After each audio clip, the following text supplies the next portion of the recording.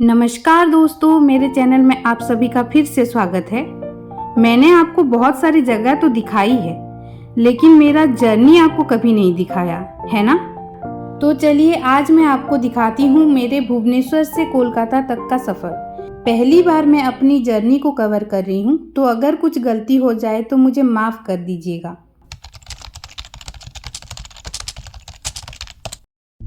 पूरा एक महीना वर्क फ्रॉम होम करते करते मैं एकदम बोर हो गई थी। तो ऐसे ही मैं और मेरी एक दोस्त एक दिन बालकनी में बैठ के डिस्कशन कर रहे थे। तो मैं बोली कि क्यों ना एक बार बाहर से घूम के आ जाते हैं। वो भी अपनी डेली रूटीन वाले वही काम से तंग आ चुकी थी। तो जब मैंने ऐसे कहा, उसने झट से हाँ कर दी। तो तुरंत मैंने टिकट बुक किया और अगले दिन हम निकल पड़े जॉय ढूंढने city of Joy Kolkata. Train का टाइम हो रहा था, तो जल्दी से हमने स्कूटी दौड़ाई और पहुंच गए रेलवे स्टेशन। बारिश हो रही थी तो हम दोनों काफ़ी भीग गए थे। मैं इतनी नहीं भीगी थी, मेरी फ्रेंड ज़्यादा भीग गई थी क्योंकि वो स्कूटी चला रही थी। स्टेशन में पता चला कि हमारी गाड़ी प्लेटफॉर्म नंबर 1 पे रुकने वाली है, तो हम दोनों पहुंच गए प्लेटफॉर्म नंबर 1। लेकिन हमेशा की तरह आज भी ट्रेन थी लेट और हम करते रह गए वेट। अरे वाह, ये तो राइम हो गई।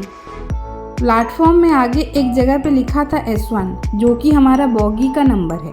तो उसके नीचे जाकर हम खड़े हो गए। हमने काफ़ी टाइम वेट किया, लेकिन ना ही ट्रेन आ रही थी और ना ही उसके बारे में अनाउंसमेंट हो रही थी। तो ये जानने के बाद कि हम सही प्लेटफॉर्म में खड़े हैं और सही टाइम पे हैं, फिर भी मैं बार बार जाके स्क्रीन चेक कर रही थी और उस रेलवे स्टाफ से जाके पूछ रही थी कि क्या हम सही प्लेटफॉर्म में खड़े हैं और ट्रेन कब तक आएगी। 1 घंटा हो गया हमारा वेट करते करते, अभी तक ट्रेन नहीं आया। फिर मैं इधर उधर जाके देखने लगी कि ट्रेन आ रहा है या नहीं। जैसे बस स्टॉप में बच्चे देखते हैं ना, बिल्कुल वैसे ही। इतने में मुझे एक ट्रेन आते हुए दिखा। ट्रेन आ रहा है। आखिर में हमारा इंतज़ार ख़त्म हुआ और हमारी ट्रेन आ ही गई और हम भीड़ को क्रॉस करते हुए चढ़ गए बॉगी के अंदर।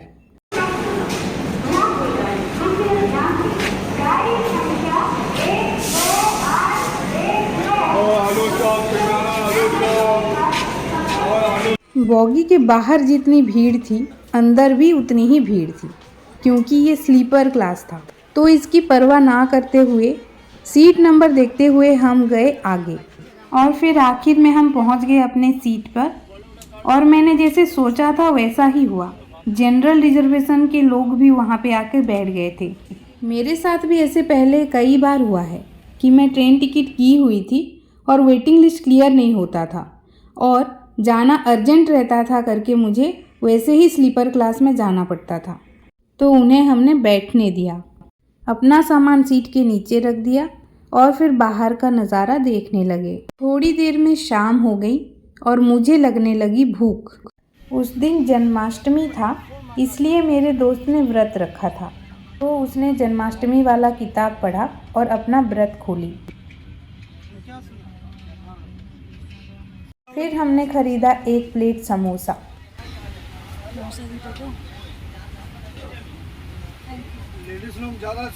मैं समोसा खाई और मेरी दोस्त ने फल और जूस पीकर अपना व्रत तोड़ा।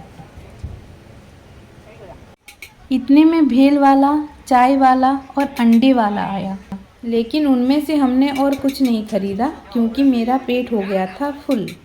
स्लीपर क्लास में ट्रैवल करने का यही चीज़ मुझे बहुत ही अच्छी लगती है। थोड़ी थोड़ी देर में कुछ ना कुछ खाने का सामान आ ही जाता है।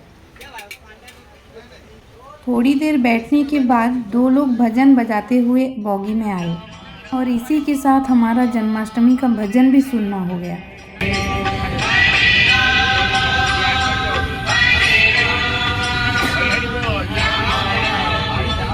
थोड़ी देर ऐसे बैठने के बाद कुछ टाइम के लिए हम सो गए और रात के 12:45 को फाइनली हमारी ट्रेन पहुंची हावड़ा स्टेशन।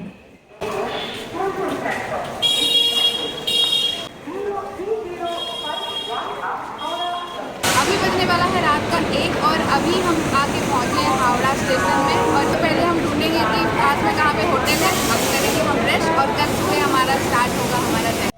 स्टेशन के बगल में ही IRCTC का रेस्टरूम था, लेकिन वहाँ पे रिटर्न टिकट होने से ही रहने देते थे।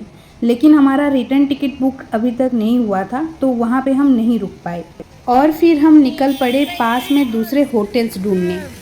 बहुत रात हो चुकी थी तो हमें होटल ढूंढने में थोड़ी सी मुश्किल हुई, लेकिन फाइनली हमें दिन के 600 के हिसाब से एक रूम मिल गया। होटल वहाँ से थोड़ा दूर था, इसलिए हमने एक रिक्शा लिया। आज बहुत टाइम के बाद हम बैठे हैं एक रिक्शा में। रिक्शा की सवारी को एंजॉय करते करते हम आखिर में पहुँच गए रूम इतना ज़्यादा अच्छा नहीं था, लेकिन इतनी रात को और हम जा भी कहाँ सकते थे, इसलिए हमने जूस पिया और सो गए। अगले दिन का सफ़र बहुत मज़ेदार होने वाला है दोस्तों, तो बने रहिए मेरे साथ। आज के लिए इतना ही, मिलती हूँ अगले वीडियो में। तब तक के लिए बाय बाय दोस्तों, हैव अ गुड डे।